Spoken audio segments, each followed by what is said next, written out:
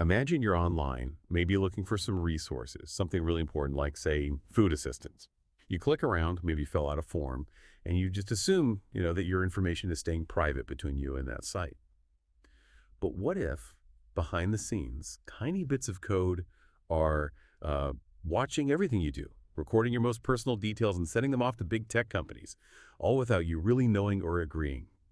Today, we're digging into a really interesting and honestly kind of alarming legal complaint. We've done a deep dive into this class action lawsuit filed right here in California, and it claims that some major food banks, these are nonprofits, right, trying to help people, are actually sharing really sensitive personal and financial data from their users with Meta. Yeah, Meta, the company behind Facebook and Instagram, and allegedly without getting clear consent. So our mission today is to unpack all these allegations, try to understand the tech involved, like how does this even work, and think about the bigger picture for privacy and our data online. Okay, let's get into the nuts and bolts. At the heart of this whole thing is something called the Meta Tracking Pixel. Can you break that down for us? What is this pixel, and how does the complaint say it works? Yeah, it's fascinating and kind of unsettling how common this tech is. So, according to the complaint, the Metapixel is this free piece of code that Meta gives out to website owners. They embed it on their site, and then it tracks what users do in real time as they browse around. And we're not just talking about, which pages you look at. It's allegedly tracking the buttons you click, even the specific information you type into forms. So it's more than just a simple tool for the website owner to see how many visitors they get. That's exactly what the complaint argues.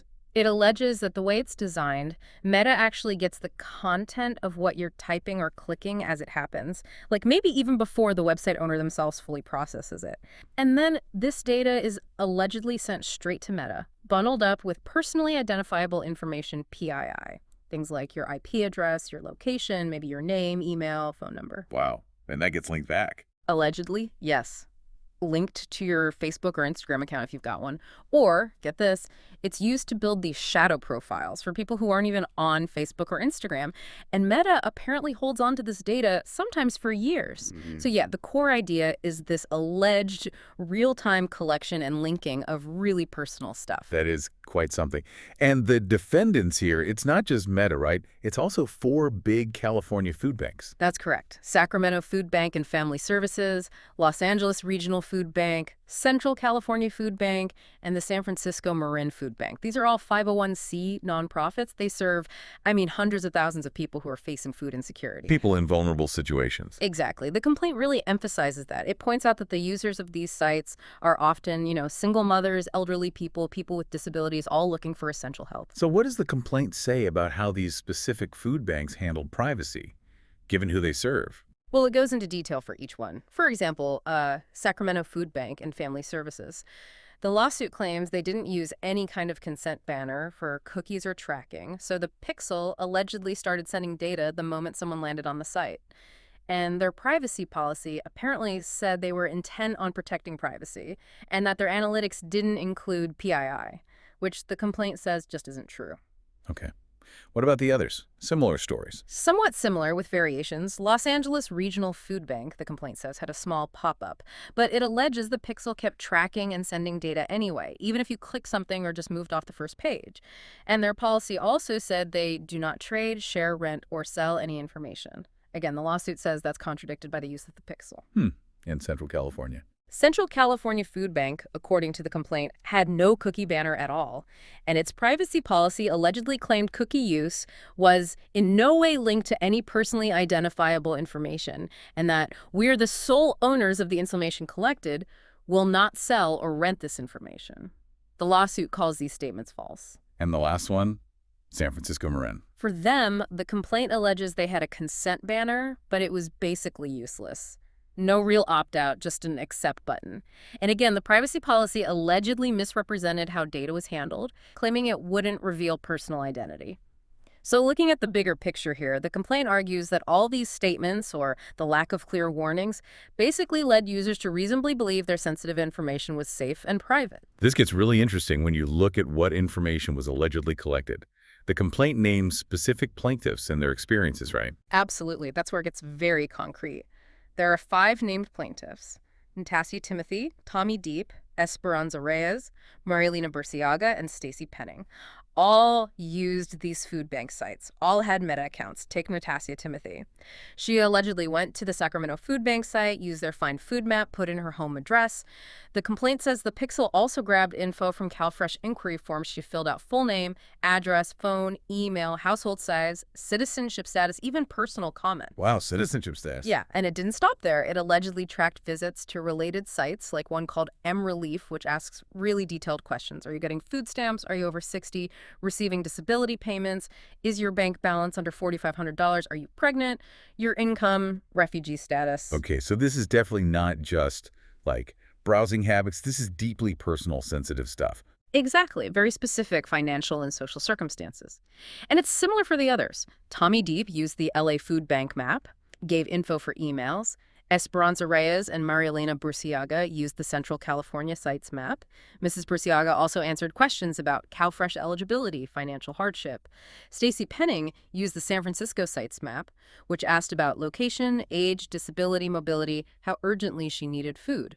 So what happened after this data was allegedly collected? What was the result for these people? Well, the complaint alleges that, completely unbeknownst to them, all this sensitive information about their personal lives and financial situations was sent to Meta. It got linked to their Meta accounts, and then it was allegedly used to target them with ads. The complaint states they actually started seeing targeted ads related to their financial status or the specific needs they disclosed after visiting these food bank sites. So the very act of seeking help potentially led to their private struggles being used for advertising. That's the core allegation, yeah. Their vulnerability essentially being monetized. Okay, let's shift to the legal side. What laws does the complaint claim were broken here? This sounds like it could violate some serious privacy rules. It definitely cites several major privacy laws. One key one is the California Invasion of Privacy Act, CIP. This law is designed to protect people from eavesdropping on private communications. And the lawsuit basically frames the Metapixel as a kind of digital eavesdropping device, arguing it intercepts the communication between the user and the website without any consent. Intercepting, like a wiretap. Is there a federal law mentioned too? Yes, exactly. They also bring up the Federal Wiretap Act, which is formally the Electronic Communications Privacy Act. This law prohibits intentionally intercepting electronic communications.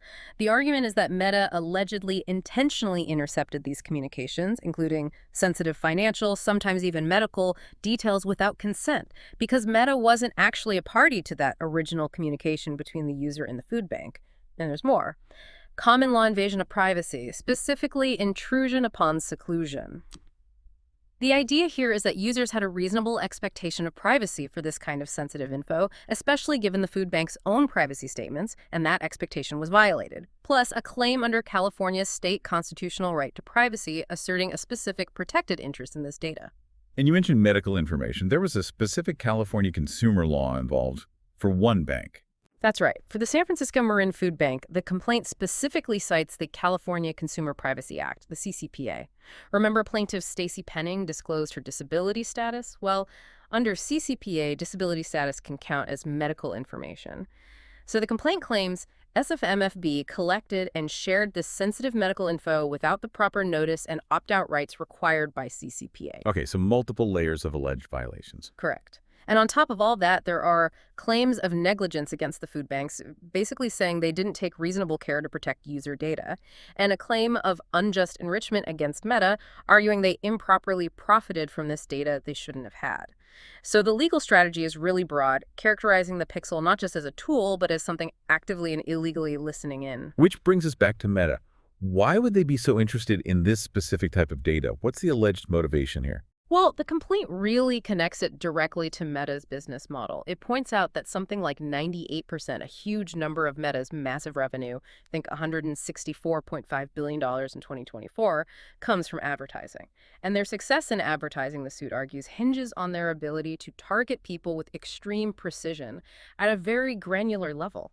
So the Pixel, even though it's offered for free to website owners, is allegedly a primary tool for feeding that advertising machine with incredibly detailed user data from all over the web. So the accusation is collect granular data, use it for those hyper-personalized ads we all see. Precisely. The complaint even quotes Meta's own materials about using the pixel for things like conversion tracking, seeing if an ad led to an action, and defining custom audiences for optimizing ad campaigns.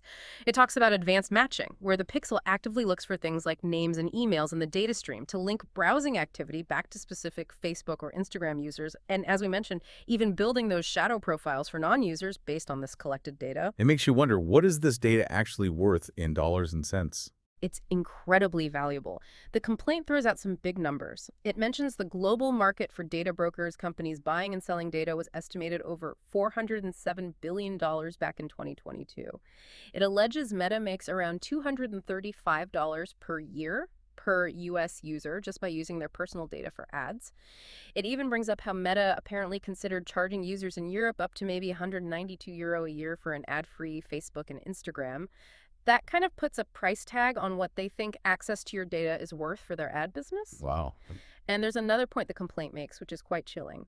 It suggests that data from lower income individuals, like people seeking food aid, might be uniquely valuable or exploitable. It touches on how this kind of data could potentially feed into automated systems, like applicant tracking systems used for hiring, that might scan social media data to judge employability. The concern raised is that this could worsen income inequality, maybe even replicate historical patterns where vulnerable groups face more surveillance. It's a really serious implication. So this isn't just about targeted ads for sneakers. It's potentially about much bigger life impacts based on data collected when people are at their most vulnerable. That's certainly a key thrust of the argument presented in the complaint. It connects Meta's core business model directly to the alleged collection of this highly sensitive data from people seeking fundamental help. Okay, so given the gravity of these claims, what are the plaintiffs actually asking for in this class action lawsuit? What's the end goal? They're seeking quite a bit, representing potentially a large class of people, anyone in the U.S. who used these specific food bank websites in the last year or so. First, damages. That includes statutory damages set by law, compensatory damages for actual harm, and punitive damages, which are meant to punish and deter future misconduct. They also want injunctive relief. That means asking the court to order the defendants to stop this alleged practice, stop disclosing PII without proper informed consent. And importantly, they want an order compelling Meta to destroy all the PII it allegedly obtained improperly from these food banks. Finally, they're asking for restitution, basically, making Meta give back any profits it unjustly made from using this data. So quite comprehensive demands, aiming to both compensate victims and change future behavior. Exactly. It covers financial compensation, stopping the alleged activity, and trying to undo some of the data collection that's already happened. So wrapping this up, what does this all mean for you listening right now? I mean, this deep dive into the complaint against Meta and these food banks, it really shines a light on the sort of invisible ways our personal information can be gathered and used online. Even when we're interacting with organizations we implicitly trust, organizations trying to provide help, it really makes you think, doesn't it? In this digital age where almost every click, every keystroke can potentially be turned into profit. How do we make sure the tools designed to help the most vulnerable among us don't end up exposing their deepest needs and struggles for commercial gain? That's definitely something to chew on.